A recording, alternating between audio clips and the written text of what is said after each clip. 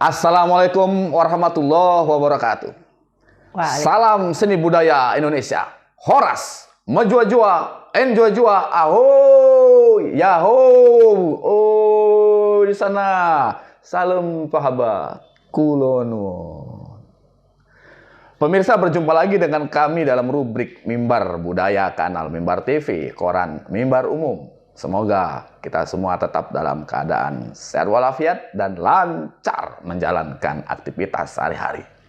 Amin ya rabbal alamin.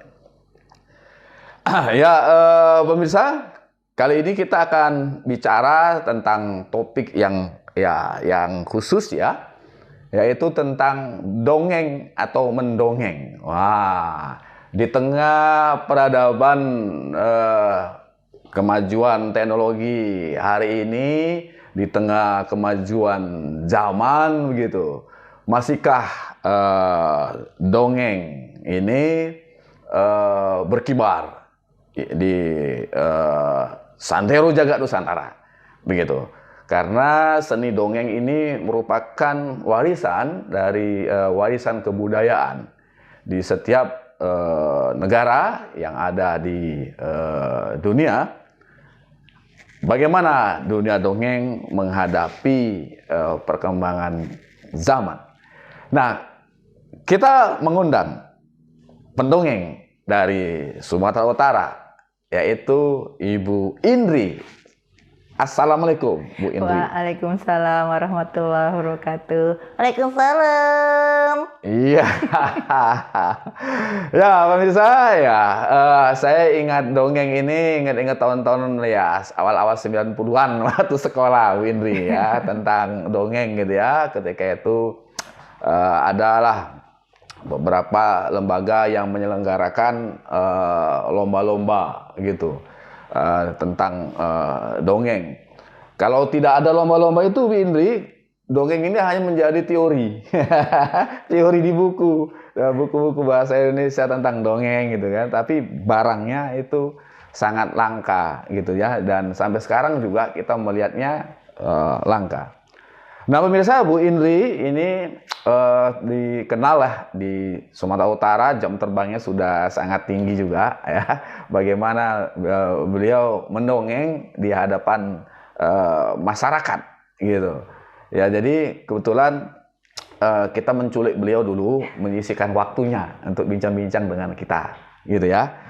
Nah, Bu Indri mungkin bisa diceritakanlah sekilas kepada kita semua tentang bagaimana ya pengalaman Bu Indri lah dari awal gitu dalam memasyarakatkan dongeng. Silakan. Nah, ini diculik dengan senang hati, Bang, karena saya juga nunggu-nunggu diundang di sini. Awalnya ya karena punya anak. Jadi tahun 2000-an itu kan kita tuh sebenarnya para orang tua itu kegelisahannya anak-anak mainnya itu sudah mulai ke warnet, ya, atau ke PlayStation, ya kan dulu gitu. Nah, saya sendiri cemas gitu kalau anak saya itu pada akhirnya menghabiskan waktunya lebih banyak di tempat-tempat seperti itu. Lalu bersyukur kita makin canggih, ada media platform Facebook kan waktu itu. Kita cari apa yang bisa kita buat. Kebetulan saya masih ngajar waktu itu, Bang. Ketemu salah satu komunitas pendongeng di Jakarta. Wah, bagus sekali. Saya pikir di kota sebesar itu bisa buat kegiatan bulanan gratis untuk anak-anak yang dalam mindset kita kalau Jakarta everything is money kan, semuanya adalah uang gitu. Saya memberanikan diri ngobrol sama beliau dan ternyata ada yang sudah menghubungi beliau lebih dulu daripada saya, maka beliau menggabungkan kami dalam sebuah komunitas. Cuman main-main di taman aja awalnya, Bang, main-main di taman. Anak-anak yang lewat kita bacakan buku, mendongeng, ajak senam, main-main. Terutama anak-anak saya jadinya punya lingkungan positif. Dan kita selalu membagikan itu di media sosial. Akhirnya kok banyak yang tertarik ya. Iya. Lama-lama yang tertarik bukan orang yang masyarakat yang biasa, tapi juga mulai menarik perhatian dinas-dinas terkait, terutama pendidikan. Mulai diajak join, sekolah-sekolah lain juga mulai mengundang. Makin lama makin besar animo dongeng di Kota Medan, sehingga kita sekarang ini Kota Medan punya banyak pendongeng yang keren-keren, bahkan lebih keren daripada saya. Gitu sih Bang. Jadi awalnya ya keresahan untuk anak sendiri sih. Mungkin selain keresahan itu mungkin akibat kelangkaan ya. Jadi ketika itu begitu muncul langsung viral kalau bahasa sekarang gitu ya, karena mungkin langkanya ya untuk orang beralih profesi menjadi pendongeng gitu ya. Pada waktu itu ya kita mengalami penolakan karena kan kalau kita bicara dari KBBI, dongeng adalah cerita fiktif, khayalan gitu-gitu kan. Kemudian kita menawarkan itu ke sekolah misalkan yang notabene semuanya pasti mengandung konsep Pancasila dan religius kan. Oh gitu. Ya kita dianggap, aduh kamu dongeng-dongeng ngajarin bohong-bohong dong gitu. Terus perlu pelan-pelan kita memperkenalkan bahwa dongeng ini bukan dongeng yang seperti Tempo dulu lah, atau yang kita baca dari buku-buku itu yang hasilnya tragis dan sebagainya. Kita menawarkan konsep dongeng yang endingnya punya empati yang tinggi, kemudian punya solusi terhadap sebuah masalah, dan tentu saja karakter-karakter baik yang ditanamkan melalui tokoh-tokoh yang kita ceritain. Barulah orang-orang terbuka, oh ternyata berbeda ya dongeng yang dulu dengan yang sekarang. Itu bagaimana ngelihatnya perbedaannya ya? Kan tadi disinggung tentang ada tragedi apa? Bagaimana dengan yang sekarang? Kalau dulu kan kita membuat dongeng itu gimana supaya cerita itu menarik. Menarik ya. Karena kan dulu TV nggak ada, YouTube yang nggak ada yang gitu-gitu kan. Artinya supaya anak mau tidur, dongeng kita orang tua deh, nenek-nenek dulu. Kalau saya nih nggak tahu ya, kalau neneknya Bang, nenek kami dulu di kampung. Ujung-ujungnya pasti hantu. Iya betul. Atau jadi kayak legenda burung yang kalau dia berbunyi maka ada yang meninggal. Cepat-cepat tidur gitu. Nanti dipilih ya kita. Nah, hal-hal begitu kan sebenarnya kalau konsep pendidikan kita kan udah semakin tinggi, semakin baik, lalu dianggap itu membuat penanaman karakter tidak baik, anak jadi penakut, jadi cengeng gitu-gitu kan. Maka kita menjadi opposite-nya, menjadi sisi lawannya dari itu. Kita menceritakan anak ini jujur atau kerjasama, tanggung jawab gitu, sehingga ketika anak pulang dia terngiang-ngiang tokohnya itu tadi, aku ingin seperti dia gitu. Gitu ya. Itu perbedaannya sih sebenarnya. Iya ya, karena kan mungkin dongeng masa lalu gitu ya, pengaruh dari kisah-kisah dari dunia Eropa mungkin. Betul. Ya. Sebetulnya cerita orang dewasa jadinya kan, cerita pangeran, putri ya. Menikah, perkawinan, nanti perebutan kayak bawang merah, bawang putih gitu kan. Nah itu kan jadi seperti cerita orang dewasa. Iya. Nanti ibu tiri jahat ya kan, selalu begitu ya. Kemudian nanti ketika tidak ada kutukan-kutukan gitu ya. Nah itu bagaimana sekarang sumber cerita yang baru dan terbarukan yang tidak yang sebagai opposite yang masa lalu itu? Pada akhirnya memang para pendongeng-pendongeng ini membuat cerita-cerita baru, atau membuat pengertian bahwa sebuah dongeng, misalkan gini nih, kalau kita bicara soal Timun Mas, gitu kan, Timun Mas misalkan, kalau dari sisi religi itu udah gagal Bang. Iya ya. Karena dia meminta pada jin. Pada jin ya. Gitu. Sudah begitu dia berjanji akan mengembalikan, sudah nggak jujur kan gitu. Ketika sudah waktunya mengembalikan dia ingkar. Dan pada akhirnya yang ingkar yang meminta pada jin, yang ingkar yang ini, dia menang pula tuh Bang, menyelamatkan. Jadi kita ringankan saja Bang ceritanya. Mungkin kita bagian dia memintanya kita hilangkan. Jadi akhirnya jin itu sendiri yang menanam timun gitu. Karena dongeng ini kan tidak punya hak cipta. Itulah keuntungannya dongeng-dongeng zaman dahulu, kita nggak kena anonim ya. Anonim gitu. Jadi kita haluskan bagian-bagian yang tidak bisa kita jelaskan. Walaupun pada endingnya mungkin kalau ada mati misalkan. Kita nggak bilang mati. Si raksasa itu kan masuk ke dalam lumpur tuh. Ya, raksasa itu. Lumpur hidup itu. Ya, raksasa itu masuk ke dalam lumpur dan tidak pernah terlihat lagi. Udah jelas. Kita nggak bilang dia mati dan sebagainya. Tewas gitu ya. Berarti misalnya bisa mengambil juga kisah-kisah lama itu yang dimodifikasi gitu. Betul. Ya. Yang bisa ya. Kalau nggak bisa kita skip sebenarnya. Apalagi untuk anak-anak TK. Gitu. Karena kan memang dengan judul Timun Mas itu kan ada stereotype jadi cerita-ceritanya seperti itu, dongeng-dongeng seperti itu. Nah, kemudian lagi bagaimana lah tantangan dunia sekarang inilah kalau menghadapi cerita baru itu? Kira-kira respon dari anak-anak itu? 2023 ini justru saya nganggapnya masa kejayaan pendongeng Indonesia. 2023 ini? Iya, tahun ini? Iya. Wah. Bahkan kami begitu? Tahun ini, bulan 5 kemarin nih, kita mengadakan forum pendongeng nasional pertama kali di Yogyakarta, Bang, sama kayak cerita Abang yang di awal tadi.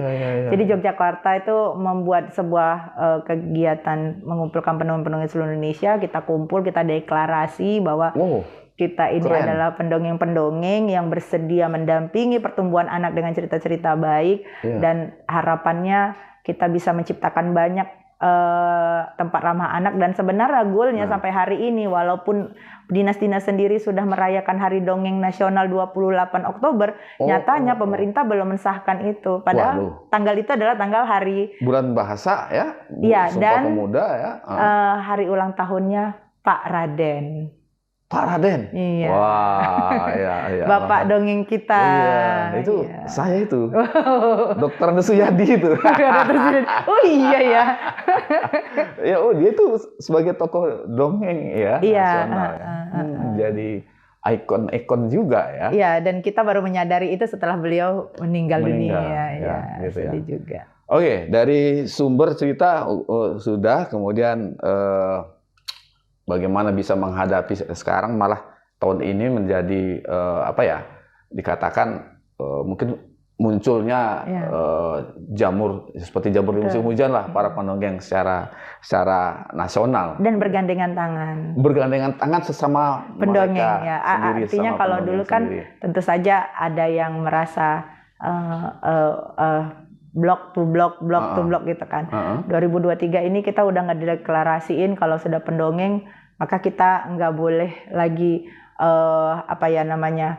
harus aku visi misinya udah harus menjalin kebersamaan demi anak Indonesia gitu sih Bang. Nah bagaimana kalau untuk di Sumatera Utara lah, di Medan atau apa atau mungkin di seluruh Nusantara lah ya, memviruskan dongeng-dongeng ini dulu bukan memviruskan memasyarakatkan lah dongeng-dongeng ini ke beberapa pemangku kepentingan. Bagaimana kira-kira? Apakah Indri bergerak secara sendiri atau ada mungkin dari lembaga-lembaga gitu? Eksistensi ya.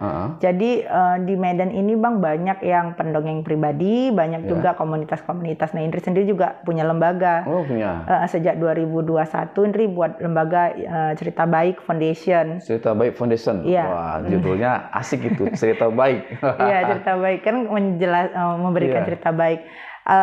Itu kita menampung orang-orang yang kepengen belajar mendongeng, lalu siap menjadi relawan, terutama relawan literasi bercerita kan. Jadi setiap ada kegiatan dan ketika kita dipanggil untuk berpartisipasi kita selalu siap, gitu Bang. Gitu ya. Berarti ikut ke taman-taman baca masyarakat ya di TBM yang ada di Sumatera Utara ya, masuk ke pendidikan informal ya, pendidikan informal gitu ya. Dan inklusi gitu kan. Jadi kayak Indri juga memang punya dari dulu ya Bang punya program itu ke desa-desa untuk anak-anak itu mau dimanapun kita pegang buku satu, pegang boneka gini, mereka akan deket kok gitu. Nggak sesusah itu sebenarnya, cuman butuh kita menyisihkan waktu, kemudian butuh kita untuk menundukkan cara bicara kita sesuai dengan mereka, maka mereka akan nyaman. Karena itu kan yang kita butuhkan, ngebonding antara orang tua dan anak. Efeknya memang nggak sebulan 2 bulan, tapi nanti ketika mereka remaja mereka akan menularkan sama bonding itu kepada orang lain gitu Bang. Itu. Jadi memang pendengar dongeng ini itu kira-kira kategori usianya usia berapa yang bisa? Beragam lah Bang, mulai juga, dari balita yang masih tatitut sampai iya ya? Ya, loh, bahkan kan ada di dalam Al-Qur'an bahwa ketika masih dalam kandungan, kita sudah mulai membacakan Al-Qur'an, dan Al-Qur'an 80%-nya adalah cerita, ya kan? Kita membacakan itu, dibacakan artinya dia akan mengerti. Sampai Indri pernah di panti jompo juga Bang. Wah, gitu. Ke orang-orang tua ya? Orang-orang tua. Orang-orang tua kan kangen sama anaknya. Dia jauh dari keluarganya. Terus kita dongeng yang gaya ngikuti dia. Jadi kita dia ketawa dong gitu dia. Jadi dia terhibur gitu. Sampai ke lapas juga. Oh, ke lapas juga? Wah, itu menghibur lapasnya atau apanya? Tapi ini di lapas anak ya, di lapas anak ya. Enggak pria dewasa, lapas wanita dan lapas anak. Jadi lebih ke kita menggantikan peran ibu kan di sana. Gitu. Jadi kita ngedongeng ya, kita berapa banyak sih ada ibu-ibu yang kayak saya mau jelek-jelekin muka atau yang kayak yang kayak yang gitu-gitu kan mereka kan ngerasa aneh. Tapi di akhir cerita kan kita bilang kalau kalian membuat sesuatu yang tidak baik, maka sebenarnya yang berdarah lebih dulu adalah ibu kalian, yang gitu-gitu Bang. Ntar nangis sama-sama yang gitu-gitu Bang. Oh gitu ya, asik juga itu.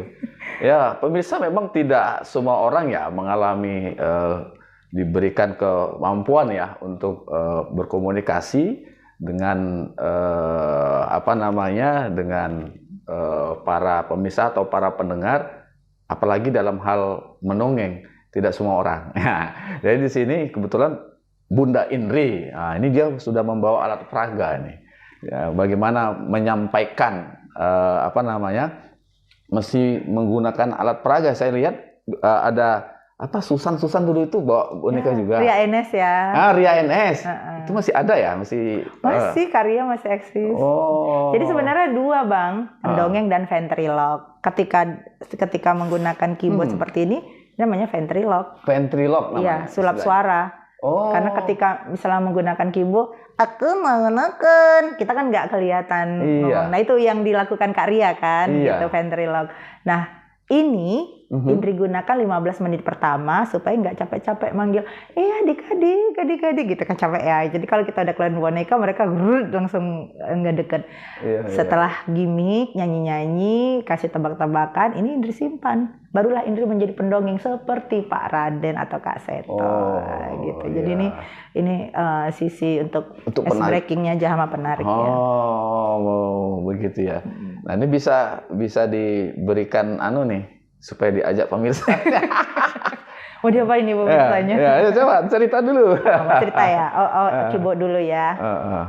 Kibo, kita ada di mimbar umum. Wah, mimbar umum itu apa Kak? Mimbar umum itu adalah sebuah media komunikasi, ada surat kabarnya dan juga ada YouTube-nya. Hebat bener. Iya dong, kan pemirsanya kepengen mendengar kamu dongeng. Jangan kakak aja. Nanti omnya tidur. Gitu. Jadi melakukan percakapan dulu, di mana Kibonya yang melakukan aksi celutukan anaknya yang gitu. Ada mungkin kisah-kisah ya, ada film-film agak-agak magis, ya kan?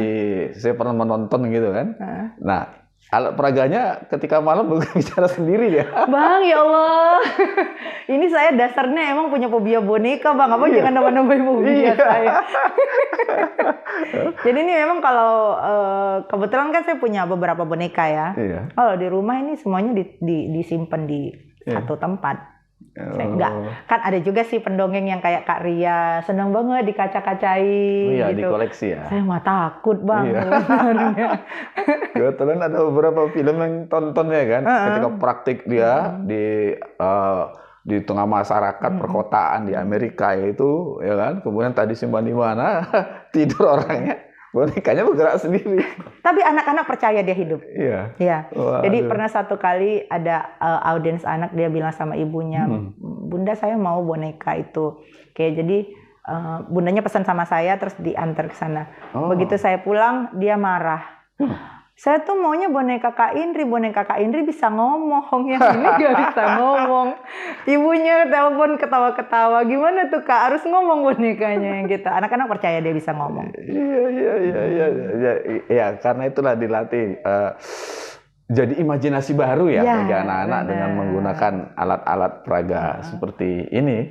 Ya, karena dulu juga waktu masa saya kanak-kanak mendengar Ria NS itu juga, wah ini sepertinya ada sesuatu nih. Kita bertanya-tanya ya, itu suaranya datang dari mana ya gitu ya. Nah, seperti itu. Nah, sekarang bagaimana dunia dongeng menghadapi kemajuan teknologi ini, Bu Indri? Tetap harus eksistensi di semua sosial media ya Bang ya. Walaupun kita kalau saya gini nanggepinnya, apapun pekerjaan kita, selama kita konsisten, selama kita berkarya, maka pasti akan selalu ada peminatnya, maka akan selalu ada masanya dan selalu ada kesempatan-kesempatan yang bisa kita dapatkan. Saya sendiri Instagramnya itu Reels, jadi pakai Reelsnya itu, tapi memang saya fokusnya berkisah kalau di Reels, jadi kisah-kisah yang diambil dari Al-Quran. Terus membuat buku Bang.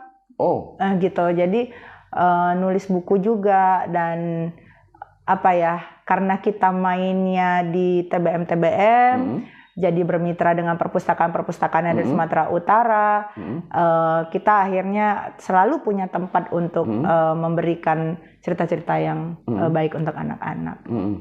Wah, berarti memang kita harus menyiasati dan harus mengikuti kepada zaman ya.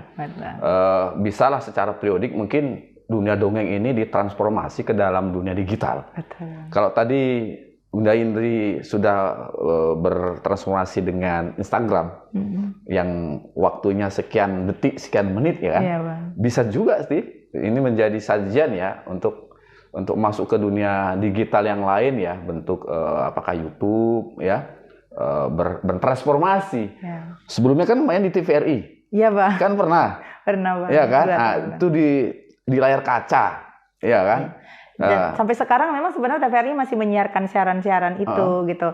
Karena Kak Indri saya tahunya karena satu hari saya ditelepon, Kak saya mau daftar. Loh daftar apa ya? Saya nggak lagi buat apa-apa itu. Saya mau daftar ikut nonton di TVRI. Loh emang Bunda tahunya kapan? Itu tadi anak saya nonton. Itu di siaran ulang, iya. Masih diputar sih Bang. Yang sekian tahun yang lalu diulang. Iya gitu. Bang. Itu dia kan. Artinya kan masih ada pemirsanya. Iya, ada pemirsa dan kehadiran kan masih ditunggu. Betul Bang. Masih ditunggu. Betul. Nah, apabila nanti bertransformasi ke dunia digital yang lain, apakah YouTube ataukah TikTok, misalnya ke media-media sosial, wah ini dunia dongeng ini.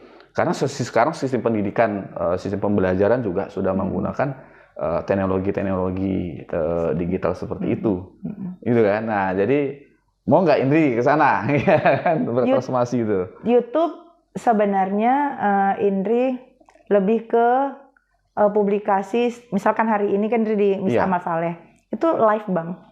Oh iya, live ya? Ya, itu live. Bagus juga. Kebetulan memang subscribe-nya udah mumpuni untuk itu gitu. Jadi live. Artinya kalau misalkan itu jadi satu kenangan juga untuk Indri ketika diundang kedua, ketiga kalinya kita, ini yang mana ya gitu. Jadi kita kan Bang cerita mendongeng itu kan nggak perlu harus ceritanya berbeda setiap kali gitu. Asalkan audiensnya berbeda, kita bisa membawakan cerita yang sama. Nah, tapi ketika kita udah dapat repeat order istilahnya, kita harus lihat dulu cerita apa yang sudah kita bawakan ke situ, sehingga nggak ada double aksi di tempat ini. Ada bank datanya ya? Ada bank datanya jadinya, dan termasuk memudahkan ketika dibutuhkan untuk Kak, mana sih sebenarnya bukti kakak gitu kan kita kalau kegiatan penggiat literasi kan ditanya bukti sekarang ya. Betul. Udah kasih linknya aja gitu Bang. Modelnya udah ada tautan ya. Iya Bang. Apakah masuk ke sekarang melalui WhatsApp, drive-nya kirimkan di Google Drive-nya udah atau kayak linknya gitu semuanya. Ya pemirsa, demikian ya kita berbincang-bincang santai tentang dongeng dan pendongeng ya, yang hari ini kita hadirkanlah sosok Bunda Indri ya, yang setiap saat bersama dengan anak-anak, bersama taman-taman bacaan masyarakat yang bisa difasilitasi oleh masyarakat dan juga oleh pemerintah untuk memasyarakatkan dongeng ini. Semoga Bunda Indri dongeng ini terus berkibar lah ya, terus hadir ya untuk menemani anak-anak negeri ini. Ya. Bagaimana anak-anak juga bisa terhibur dengan cerita-cerita, dengan dongeng-dongeng yang ada di Nusantara.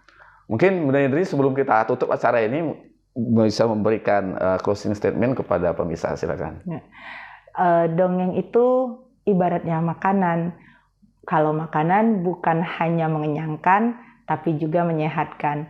Cerita juga begitu, bukan hanya mengembirakan, tapi ada pesan baik yang tertuang di dalamnya. Itu. Kibo yang cakap. Oh, baiklah. Baiklah. Dongeng itu ibarat makanan, bukan hanya mengenyangkan, tapi juga menyehatkan. Cerita juga begitu, teman-teman. Bukan hanya menggembirakan, tapi juga membuat kita belajar sesuatu yang baik darinya. Sampai ketemu ya. Kita beri aplaus dulu penonton ya, yang ada di rumah di mana saya berada. Ya, alhamdulillah kita hari ini bisa membicarakan tentang topik yang sebetulnya emang selama ini kita gadang-gadang juga supaya kapan ya topik dongeng ini ya. Ya cari siapa ya tokohnya. Wah, ini ada kita pendongeng. Untungnya kita bertemu kemarin tuh di Dinas Pariwisata gitu ya. Acara, sama Parekraf ya Bang ya. Parekraf itu ya untuk apa? Hak cipta gitu ya, benar, gitu. Ketemu nih gitu kan. Kalau enggak ya bingung juga kita mencari pendongeng untuk yang bisa bercerita tentang dunia dongeng ini. Jadi demikian pemirsa acara kita rubrik budaya mimbar umum. Sampai bertemu pada topik berikutnya pada edisi mendatang. Kerabat kerja pemimpin umum Bapak Muhammad Hasbi Al-Fauz Lubis, penanggung jawab Bapak Jalaluddin, pembiredaksi Bapak Ngatirin, teknisi Jaim Jaki Sanjaya dan Rizky, serta saya sendiri selaku pembawa acara Suyadisan mengucapkan terima kasih kepada Bunda Indri, Sama-sama. juga kepada pemirsa yang berada di mana saja. Saya bertemu. Salam seni budaya Indonesia. Horas, majua-jua, enjua-jua, aho, yaho, bu. Oh, di sana. Salam pahba, matur nuwun. Assalamualaikum warahmatullahi wabarakatuh. Waalaikumsalam warahmatullahi wabarakatuh. Silakan kita minum lagi. Bismillah. Baik. Nah, Kibo minum juga. Ya, bismillah.